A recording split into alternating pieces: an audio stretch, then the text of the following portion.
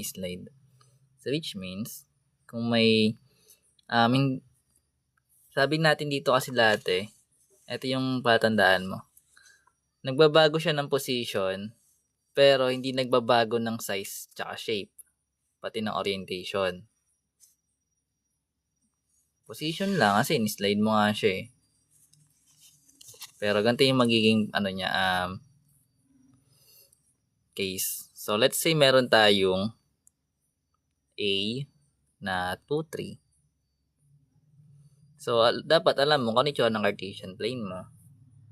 So 'di ba sa Cartesian, ito yung Cartesian natin, ito yung x-axis, tsaka ito yung y-axis. Yung ito part, tsaka yan na. So ngayon, kapag may given ka na point, for example, may point na binigay dito, etong point na to is xy. Kasi una natin binibilang 'di ba yung sa x-axis kung pang ilan bago tayo mag-up sa y-axis. Depende kung nasaan ka siya xy. So which means, kung meron tayong 2, 3 dito, ito yung magiging x, ito yung magiging y. Ngayon, let's say may condition siya or may rule na mag-move ka ng 3 units right and 2 units up. So, ano yung magiging A prime mo? Sabihin natin A prime. Kasi mag-move nga siya, di ba? So, pag ganito yung gagawin, kapag 3 units right, pag translation na, ito yung keyword. Kapag left, tsaka right, igagalaw mo to, idadagdag mo kapag sa right, ibabawas mo pag left sa sa x value mo. Sa x value Yan. Ibig sabihin, kunyari ito, meron kang 3 units right. So, dahil right, nabasa mo, magpa-plus 3 ka sa value ng x mo doon. So, ibig sabihin, magkakaroon ka dito ng 2, yung x, plus yung 3 mo. Para dito, yun nasa panibago. Wherein, ano ba yung 2 plus 3? That is magiging 5. Ayun yung magiging x value mo na bago. Then ngayon, punta tayo dito sa up tsaka sa down. So pagdating sa up tsaka sa down, gagalaw naman to sa y value mo. So kapag up, magpa-plus. Kapag down, magbabawas. So ibig sabihin, galing dito, merong 2 units up. Yung y mo na 3, magdadagdag ka ng 2. So ibig sabihin, eto magiging 5 din. So ito na yung sagot. Naintindihan mo?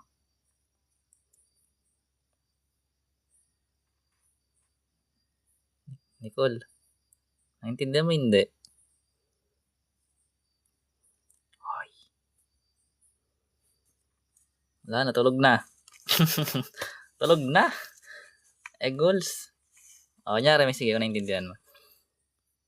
Hindi sumasagot. Ba't kaya yung mga nagpapaturo dito, hindi sumasagot? No, kung naintindihan, paano ka malalaman kung naintindihan o hindi? Pag hindi yun naintindihan, pwede natin maulit yun eh. Kaya lang, syempre, saan ko uulitin? Hindi naman pwedeng ulitin yun sa simula. Kung nasimulan mo, di ba? Dapat, kung may tanong na hindi naintindihan. Pero I think, maliwanag ang pagkaka-explain ko eh. Kasi hindi ako ganito mag-explain. Di ba Preya, yung mga una kong live, mabilis ako magsalita. So, yun. Para sa number 1. So, example lang natin. Para titingnan natin kung naintindihan. So, let's say meron tayong B. Let's say, ano maganda example na ito? Bigay ka number. Ako na nga. Bigay ka, tapos ako na yun. Let's say, negative 5, tsaka 8. Then, meron tayong rules. Let's say, 3 units. left, and 4 units down. So, ano yung magiging B prime mo? Dali na, Nicole. Si Nicole.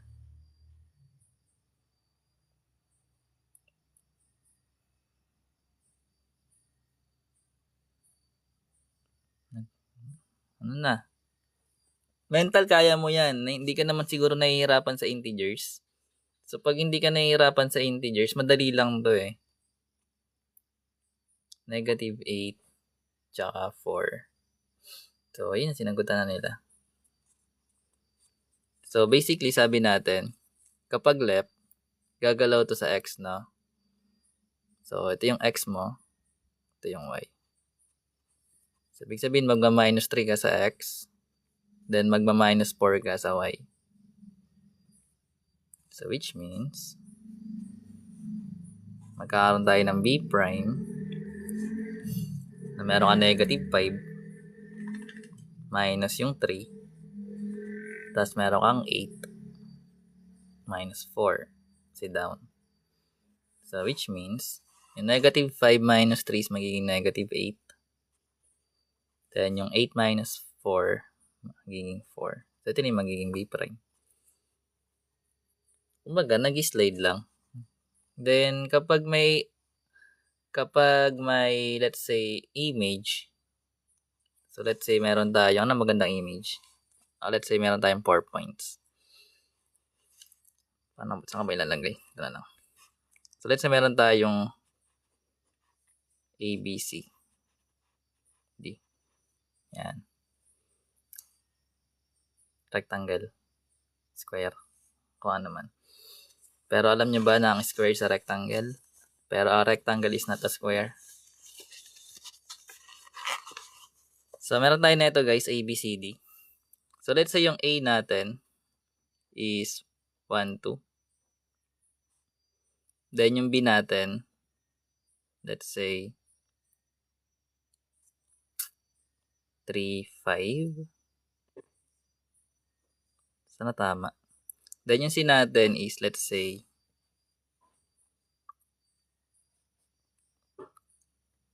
3, 1. Then, yung D is 1, 1.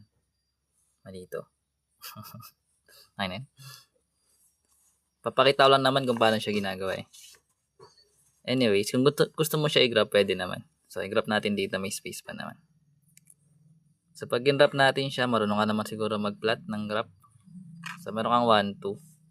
So, 1, then 2. Ito yun. A, 3, 5. So, 2, 3, 3, 4, 5. Hindi na yung pala. Hindi talaga siya pataas. Pataas. Pag ganun. Basta ganun yung tsura niya. Then, ito yung B. Then, 3, 1. Ito yun. Ito yung C. Then, 1, 1. So, ganda yung tsura niya. Ganyan. Basta 4-sided siya. Basta ganyan yung tsura niya. Anyway, translate lang naman natin. No, kung maintindihan mo yung image, yung orientation niya ganito guys. Di ba sabi natin, pag nag-translate tayo ng image or ng points, nagbabago ng position, pero yung orientation, kung ano yung tsura niya, ganun pa rin. Pati yung shape, pati yung size. Bali, position lang nagbabago. Let's say meron tayong rule na 3 units, right? Tapos 2 units down. So, ano yung magiging A prime mo?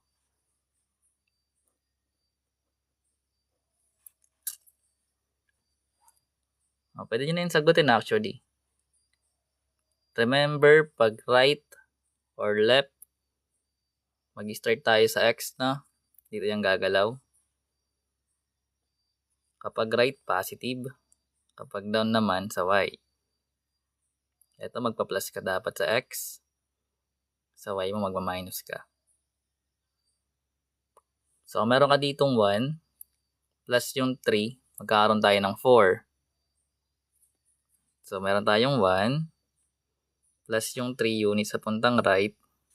Tapos, meron tayong 2 minus 2 kasi down. So, magkakaroon tayo nito as A prime na 4 tsaka 0. So, pag nilagay mo yun guys, ito yung 4 mo. Wait lang, may puzzle. Hello. Wait lang, may puzzle eh. Yun.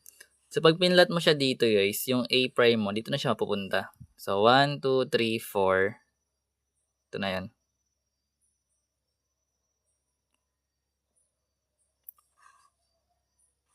Oo, si Chloe ka, diba?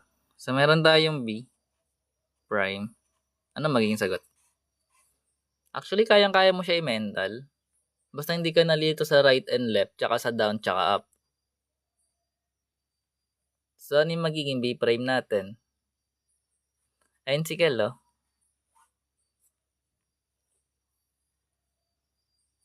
So, ano na? Sumagot kasi kayo.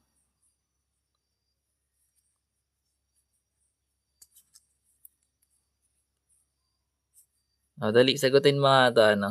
So, yan. Ayun naman sumagot eh. So, magkakaroon tayo guys ng 3 plus yung 3 sa right, dadagdag. Then, yung 5 minus 2. So, basically, magkakaroon ka ng B prime.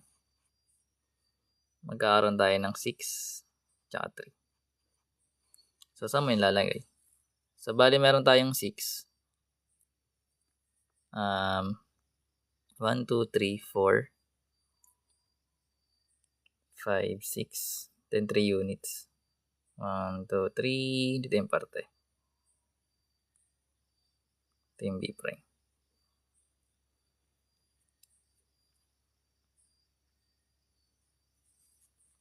Bye-bye. So, meron tayo na ito guys, C prime. So, ito mental kaya na rin eh, di ba? So, meron tayong 3 plus 3, which is magiging 6. Okay ko po ba yun?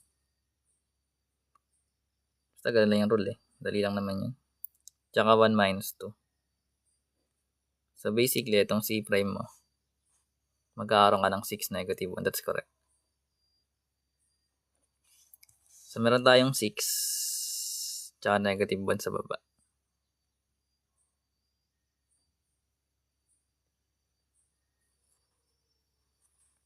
Ayun yung tawag eh.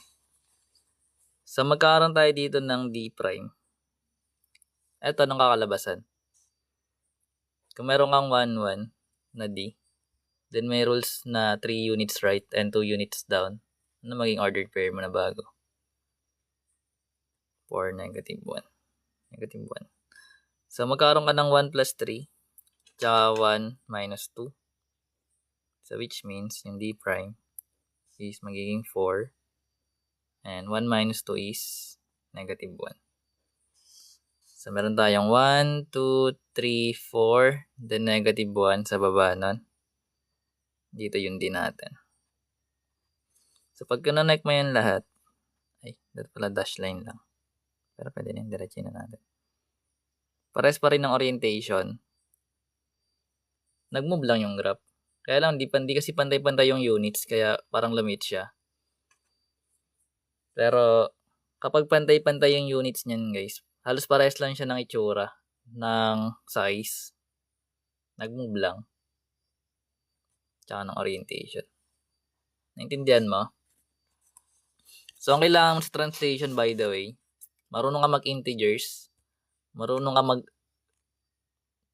left tsaka right, tsaka up, down. Then, saan mo ilalagay yung plus. Yun. Mahirap. Pero, ganun siya sa translation actually. Gets mo? Nicole? Kilala ko na kayo guys. So, Nicole, naintindihan mo yung translation? Ikaw ba si Nicole?